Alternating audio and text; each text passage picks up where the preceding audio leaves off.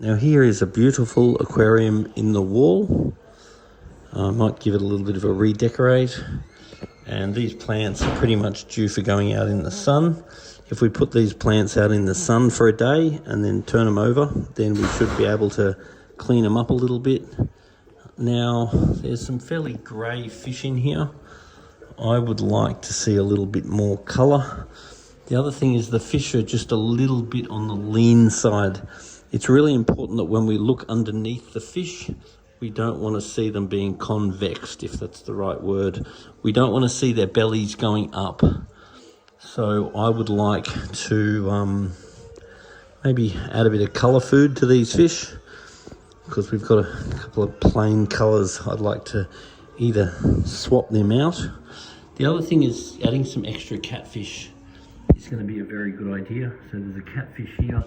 So there's a little bit of algae growth, which a bit of adding some extra catfish is going to help. Now, magnet cleaners are a very good idea. So you'll see that that's a good way of helping to keep the algae down. Now, you can also get attachments that go on these that have got like the razor blades on them. And if you add a razor blade attachment to this magnet cleaner, you'll find it works way, way better. And the more regularly you clean your algae, the less stubborn it is and the easier the algae is to come off. So I'd like to add a razor blade for this. Fish keeping is 50% water quality and 50% food quality. So I can see they've been getting fed Danichi. Now this is a very high quality food. It would be one of the best quality foods you can get. But this is a very small pellet, and some of these fish are getting a decent size. So I'd like to see them fed on a larger size pellet. So I'm going to add a bit of this into the diet. These are a complete diet, and they're a very large pellet. So it's going to be more substantial for the fish to eat. Now I also want the fish fed a colour food because I don't think they're colourful enough. Now I see here that we've got a colour food, but it's not open. So I'm going to recommend that this becomes a predominant part of the diet. So we need to open that up and actually feed that to the fish. And then we also had another pellet here, but this one's run out, so we'll chuck that one out. So the food quality here is very good, but because some of the fish are skinny, I need them fed more, and I want them fed more on the colour food, and I want more of the larger pellet, and just add some of that to the diet as well. Now, as far as the water quality is concerned, KH is good, hardness is a little bit low, pH is good, the phosphate is on the high side, so doing a good water change is going to help. Now there is a little bit of ammonia in the water, which is upsetting me a little bit. There is some nitrate, so I'm definitely going to want to do a filter clean today, and I'm definitely going to want to do a water change today, because we're going to need to up the food, but at the same time the water quality isn't perfect. So doing a follow-up service ASAP is going to be a really good idea, because I'm going to want to monitor these fish because they are a little bit thin. I want to see them fatten up, and I want to see them in a better condition than they are. Now, I'm just going to leave these plants out here in the sun for a day, but what we really want to be doing is let it dry up, let the algae dry off.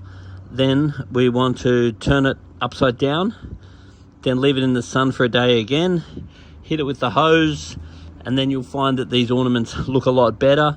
Do be aware that all of these ornaments are they are disposable. So you put them in there, they look good for a year or two, and then they start looking manky, and then you chuck them out and think about putting some new ones in. And putting some new ones in will change the look of the tank, make it more interesting for your fish, and make it more interesting for you to watch. Inside this filter, I'm adding some activated carbon, and that should suck out a lot of waste from the water. The carbon's just inside a little bag, and I want to leave that in there for a month or two, and then I'll chuck it out. This is a very big filter, and it's got a heater in it, which is awesome for these tanks that are through the bottom, but they're very heavy, so you don't want to go buying one of these filters unless you're very big and strong. You're better off with two small ones than a big one that you can't clean. Anytime that you're playing around with a filter, you need to make sure that your O-ring is clean and in place.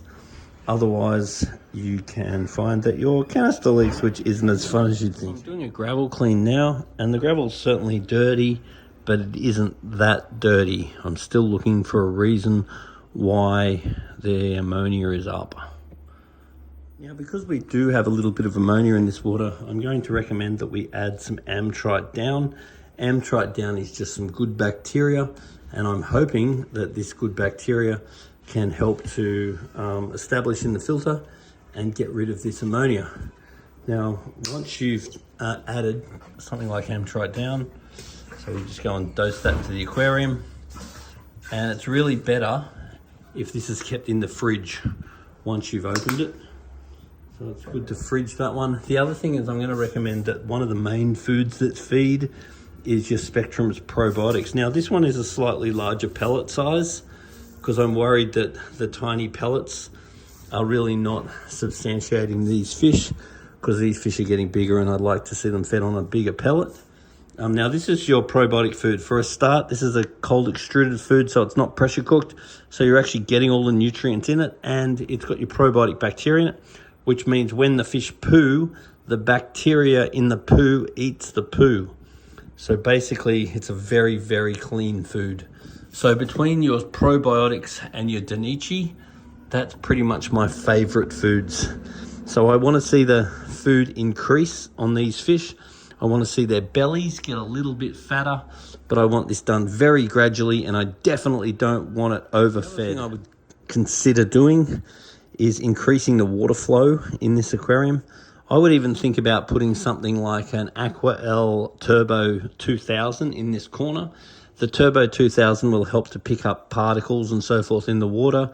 It will be biological, so it will help the ammonia, but most of all, it will help water flow. So the water flow in this aquarium is fine. It has a nice big filter on it. It has some aerators, but ultimately it's quite a thin tank and it's very tall. So it has a very small surface area for a relatively large volume of water. So in that case, I would rather disproportionately increase the water flow. So if it was up to me, I would add a second filter on this tank in the form of a Aqua Turbo 2000. And I would have it aimed at the surface to agitate the surface and increase the flow on the tank. Because it's summer, I don't want to be changing too much water at a time, because I do not want to shock the fish. I'd rather do a small amount and then later on do a small amount again. So I'm doing about a quarter. The other thing is I want to make sure that I dose the water with water ager before I put the water in the aquarium where practical like this.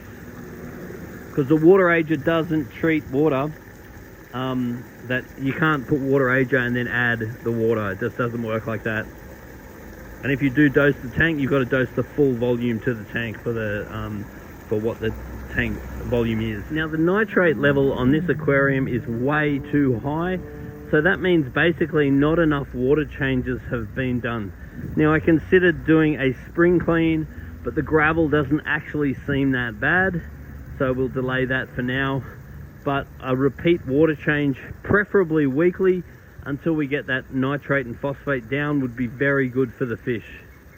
They really need a bit of an overhaul right now. They need a bit of love, and they need those levels to improve.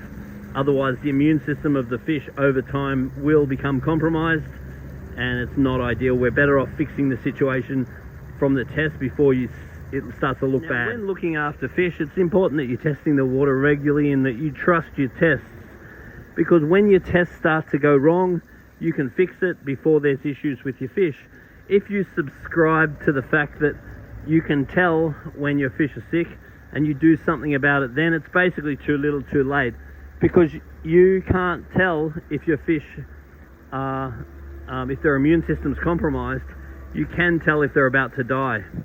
So going off your eyes is really not reliable, because the fish will do everything they can to look good, because they even try to trick each other into looking good, because in the wild, as soon as a fish starts to get sick, the other fish will kill it. So if fish can trick each other into looking good, into thinking that they're healthy, they can certainly trick you. You got to trust your tests. In this case, the tests are telling us we need some more water changes. Just retested the water. The KH is good. The GH is a little bit low. I'm going to add some GH. pH is improved. Phosphate's improved. Ammonia's improved. Nitrites good, improved. And nitrates improved a lot. So this water change has helped the water a lot, but it still isn't perfect. So I would like to come back sooner than later to improve it. Now to raise the GH, we're going to add some lake salt. Whack a bit like that in. Now we don't want to go silly with any of these products. We'd rather add it and then test it, and then in another day or so maybe add more if need be. So we're just raising the GH a little bit now. And the water quality now, compared to when I got here, is significantly better. But I am requesting that more regular water changes are done and more food is fed. Now the fact that this temperature is flashing is expected.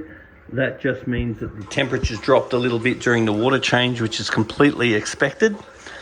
And as the temperature stabilizes, that flashing will soon enough stop. And that's why I don't want to change too much water in winter, because you don't want too much temperature shock.